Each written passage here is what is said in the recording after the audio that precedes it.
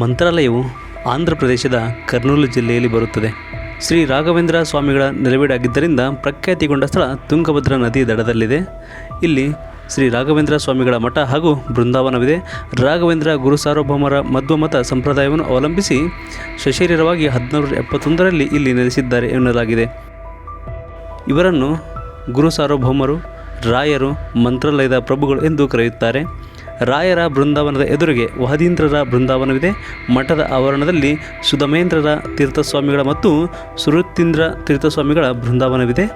ರಾಘವೇಂದ್ರ ಸ್ವಾಮಿಗಳ ಬೃಂದಾವನ ಎದುರಿಗೆ ವಾಯುದೇವರ ವಿಗ್ರಹವಿದೆ. ಮಠದ ಹೊರಗಡೆ ಎಡಭಾಗದಲ್ಲಿ ಮಂಚಾಲಾಂಬಿಕೆ ದೇವಸ್ಥಾನವಿದೆ. ಈ ಗ್ರಾಮದ ರಾಯರ ನೆಲೆಸುವಿಕೆಯಿಂದ ಪುಣ್ಯಕ್ಷೇತ್ರ ಎನಿಸಿದೆ. ಇಲ್ಲಿಗೆ ಸಹಸ್ರಾರು ಯಾತ್ರಿಕರು, ಭಕ್ತಾದಿಗಳು ತುಂಗಭದ್ರಾ ನದಿಯಲ್ಲಿ ಮಿಂದು ರಾಯರ ಸೇವೆಗೈದು ತಮ್ಮ ಇಷ್ಟಾರ್ಥಗಳನ್ನು ಪಡೆಯುತ್ತಾರೆ. ರಾಯರ ಸೇವೆ ಸಲ್ಲಿಸುವುದಕ್ಕಾಗಿಯೇ ಧರ್ಮದರ್ಶಿಗಳ ಒಂದು ಸಮಿತಿಯೇ ಇದೆ. ಮಂತ್ರಾಲಯಕ್ಕೆ ಮೊದಲು ಮಂಚಾಲೆ ಎಂಬ ಹೆಸರು ಬಂದಿತ್ತು. ಇಲ್ಲಿ ಅಧಿದೇವತೆ ಮಂಚಾಲಾಂಬಿಕೆ ಆದಿದ್ದರಿಂದ ಮಂಚಾಲೆ ಎಂಬ ಹೆಸರು ಬಂದಿರಬಹುದು ಎಂದು ಹೇಳಲಾಗಿದೆ. ಪೌರಾಣಿಕ ಹಿನ್ನೆಲೆ ನೋಡುವುದಾದರೆ ವಿಷ್ಣುವಿನ ಪರಮಭಕ್ತ ಪ್ರಹ್ಲಾದ ಇಲ್ಲಿ ಯಜ್ಞ ನಡೆಸಿದ್ದನೆಂದು ಹೇಳಲಾಗಿದೆ. ಇದು ಪ್ರಹ್ಲಾದನ ತಂದೆ ಹಿರಣ್ಯಕಶಿಪುವಿನ ರಾಜ್ಯವಾಗಿತ್ತು ಎಂದು ಮತ್ತು ಮಂಚಾಲಾಂಬಿಕೆ ಆತನ ಕುಲದೇವತೆಯಾಗಿದ್ದಳೆಂದು ಹೇಳಲಾಗಿ ಇಲ್ಲಿ ನಂಬಲಾಗಿದೆ. ಮುಂದೆ ದ್ವಾಪರ ಯುಗದಲ್ಲಿ ಪಾಂಡವರು ಕುರುಕ್ಷೇತ್ರ ಯುದ್ಧ ಗೆದ್ದ ನಂತರ ಕೆಲವು ವರ್ಷಗಳ ನಂತರ ಒಂದು ಅಶ್ವಮೇಧ ಯಾಗವನ್ನು ಮಾಡುತ್ತಾರೆ. ಕುದುರೆಯನ್ನು ಯಾರು ಕಟ್ಟಿ ಹಾಕುತ್ತಾರೋ ಅವರು ಆ ಪಾಂಡವರೊಂದಿಗೆ ಯುದ್ಧ ಮಾಡಬೇಕು.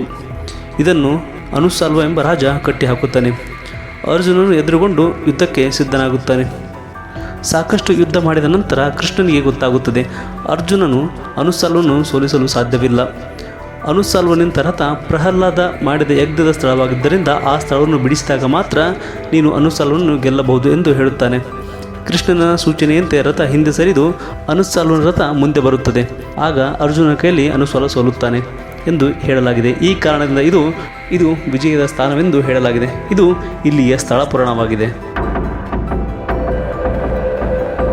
ಈ ಪ್ರದೇಶ ಕ್ರಿಸ್ತಶಕ 1792ರ ತನಕ ಮುಸಲ್ಮಾನರ ಆಡಳಿತದಲ್ಲಿತ್ತು. ಮೊದಲನೇ ಮೈಸೂರು ಯುದ್ಧದ ನಂತರ ಹೈದರಾಬಾದ್ ನಿಜಾಮರ ವಶಕ್ಕೆ ಬಂದಿತು. 1630ರ ಸುಮಾರಿಗೆ ಅಸದುದ್ದೀನ್ ಖಾನ್ ಈ ಪ್ರದೇಶದ ನವಾಬನಾಗಿದ್ದ. ಈತನ ದಿವಾನ ವೆಂಕಣ್ಣ ಪಂಡಿತ ರಾಯರ ಭಕ್ತರಾಗಿದ್ದರು. ರಾಯರ ತೀರ್ಥಾಟನೆಯ ಸಮಯದಲ್ಲಿ ಅದಾನಿಗೂ ಭೇಟಿ ನೀಡಿದ್ದರು. ನವಾಬ ರಾಯರ ತಪಶ್ಚಕ್ತಿ ಮಾರು ಹೋಗಿ ಅವರು ಕೇಳಿದ ಸ್ಥಳವನ್ನು ಕೊಡುವುದಾಗಿ ವಚನವಿತ್ತ. ಆಗ ರಾಯರು ಮಂಚಾಲೆಯನ್ನು ದಾನವಾಗಿ ಕೊಡುವಂತೆ ನವಾಬನನ್ನು ಕೇಳಿದರು.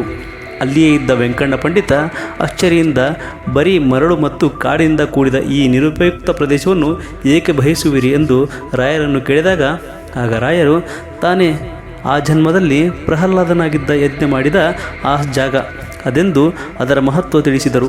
ಆಗ ವೆಂಕಣ್ಣ ಪಂಡಿತರು ನವಾಬನಿಂದ ಆ ಜಾಗವನ್ನು ಬಿಡಿಸಿಕೊಟ್ಟು ನವಾಬರ ಹಣದಿಂದಲೇ ಮಠವನ್ನು ಕಟ್ಟಿಸಿದರೆಂದು ಹೇಳುತ್ತಾರೆ. ಈ ಬೃಂದಾವನ ರಾಯರ ಬೃಂದಾವನ ಹಿಂದೆ ಪ್ರಹ್ಲಾದನಾಗಿದ್ದ ಯಜ್ಞ ಏರ್ಪಡಿಸಿದ ಸ್ಥಳದಲ್ಲಿಯೇ ಇದೆ ಎಂದು ಇತಿಹಾಸ ಹೇಳುತ್ತದೆ. ಮುಂದೆ ಇಲ್ಲಿ ರಾಘವೇಂದ್ರ ಸ್ವಾಮಿಗಳು ನೆಲೆಸಿ ಮಂತ್ರೋಚ್ಚಾಟನೆಯಿಂದ ಮತ್ತು ಮಂತ್ರಾಕ್ಷತೆಯಿಂದ ಮಂತ್ರಾಲಯ ಎಂಬ ಹೆಸರು ಬಂದಿದೆ ಎಂದು ಹೇಳುತ್ತಾರೆ. ಮುಂದೆ ನೀವು ಮಂತ್ರಾಲಯಕ್ಕೆ ಭೇಟಿ ನೀಡಿದಾಗ ಇನ್ನಷ್ಟು ಮಾಹಿತಿಯನ್ನು ಕಲೆ ಹಾಕಿ ಅಂತ ಹೇಳ್ತಾ ರಾಯರು ಎಲ್ಲರಿಗೂ ಒಳ್ಳೆಯದನ್ನು ಮಾಡಲಿ. ಜೈ ಹಿಂದ್, ಜೈ ಕರ್ನಾಟಕ. ಮುಂದೆ ಮತ್ತೊಂದು ಪುರಾತನ ಕಥೆಯೊಂದಿಗೆ ಬರೋಣ. ನಮಸ್ಕಾರ.